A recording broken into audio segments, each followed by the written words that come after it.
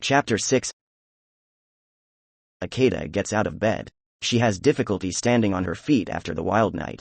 The addiction to Kota has grown greater over the weekend. Even the man feels nothing her way. He tries to get up from the bed.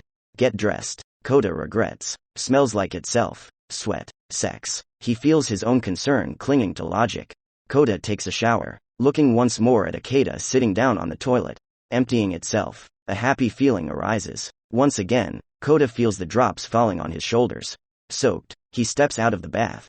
Kissing those big lips. Once on her neck. Smell her. The clothes are tight. He puts on a freshly ironed shirt. The fit has changed since his muscles have grown. His chest pokes through his shirt. Creates three-dimensional markings. He puts on a watch. Titanium strap that makes the hair on his arms look darker. The hat falls on the head. The hair is still wet. Kota looks around once more. After something more, he finds a brown strap.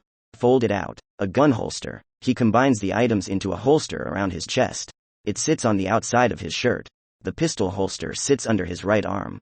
A large piece of fabric, tight across the chest. He presses the belt around his waist into a new, unused hole. A joy to have lost weight around the waist. The gun is ready. Without saying a word, he puts the jacket over his shoulder. Goes out to the car. The weather is pleasant. The wind is coming from the right direction.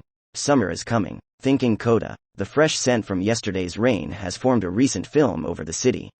Kota looks at the note with the address once more. He recognizes the name, not the number. Without hesitation, he drives off. Confident on the route. A few minutes drive now that the roads are deserted.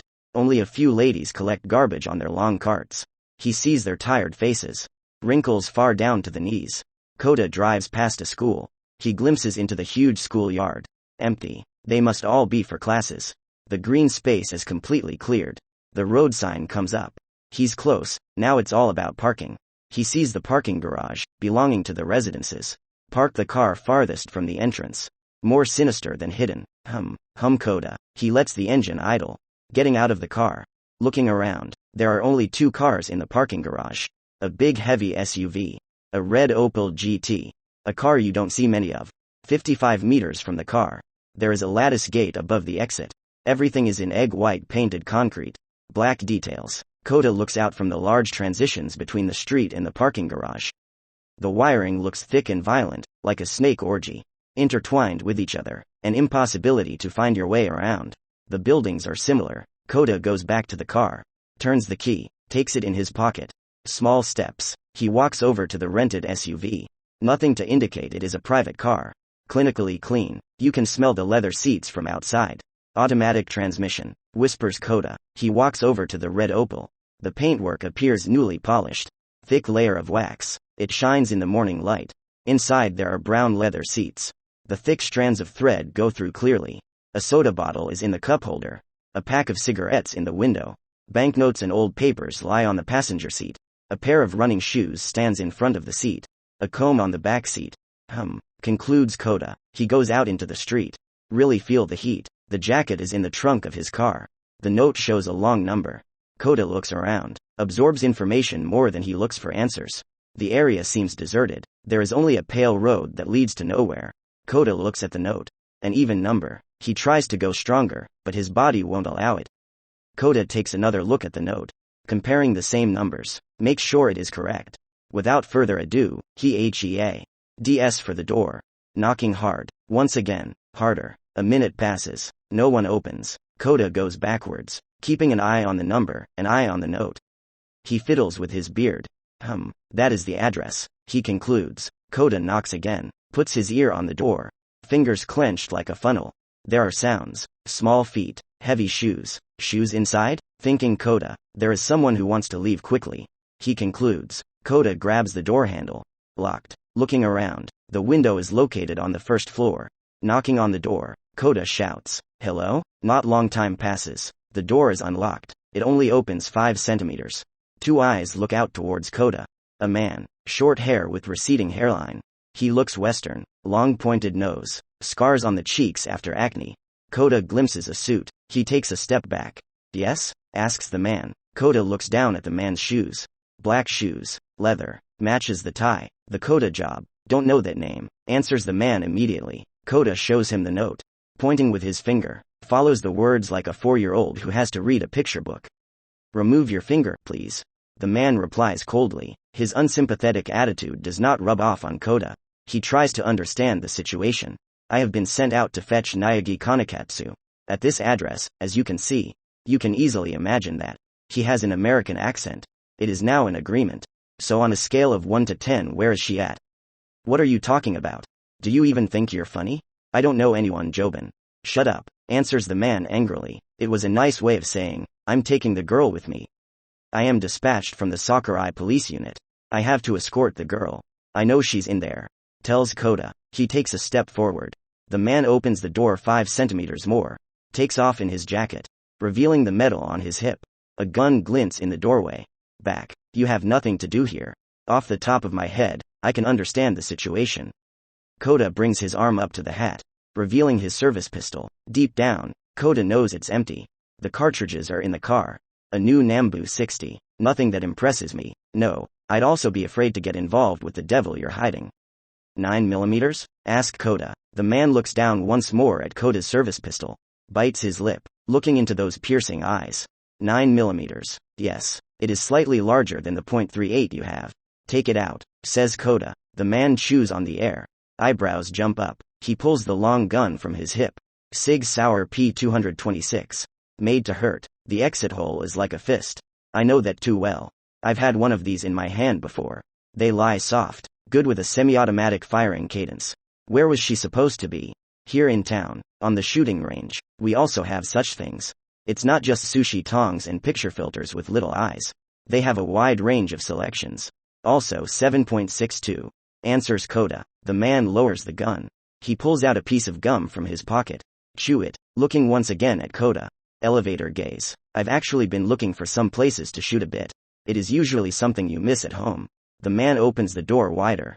Leaning against the doorframe. Blocks for Kota. You are almost not allowed to look at a scout shotgun before you are assessed as dangerous here. You may be quite right about that. We have a strict stance on weapons. You only see the military have the right weapons. I have to make do with a used model from '93. Answers Kota. Yes, there are many countries behind.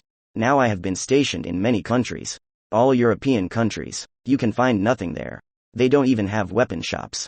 Yes, it must be hunting rifles. No hand cannons or anything that can blow a cow's udders. There is a reason the terrorists win. But where did you say the shooting range was?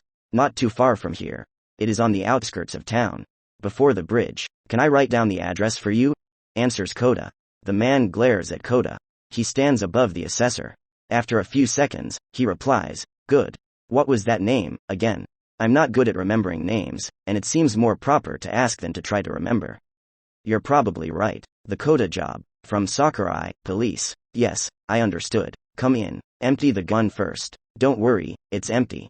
A good trick. Always have a bullet in the chamber. Street tricks. So when you finally take the magazine out, then you have a bullet ready. You never know when you are in such a situation. However, it requires a proper handgun first. The man takes out his gun. The magazine falls out, down in his hand, heaves back into the race. A golden glow appears. Kota sees the cartridge sitting ready. Always check if there is a cartridge in the chamber. I will remember that. You sound like you know a little bit about firearms. I'm from Texas. If you can't throw a lasso, you damn well need to be able to shoot a gun. And I can't throw a lasso. I have a lot of experience. Gradually owned many weapons. They are all at home, waiting for me when I finish my task here. However, I have to stay here for at least the rest of the week, so the time must be used for something. I don't understand the TV you have, so I'm glad you came. For the rest, she can't stand it. But don't say I said that. Should I probably keep between the two of us? Did you have something to write on? Kota asks. He wiggles his way into the home. All windows are rolled up. Yellow lights are on everywhere. Stuffy stench. Kota hears small footsteps upstairs. The man comes with a piece of paper and a pen.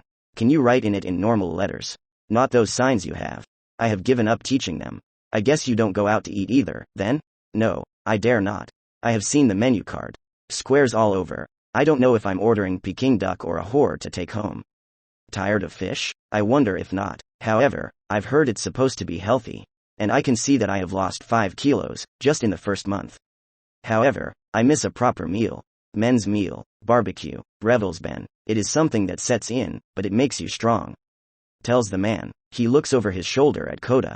Reads the address aloud. Kota hands over the note. Your Opel? Which one? When? The red one. Yes, it's just a rental car. It's small, but the only thing I could get that looked like anything decent.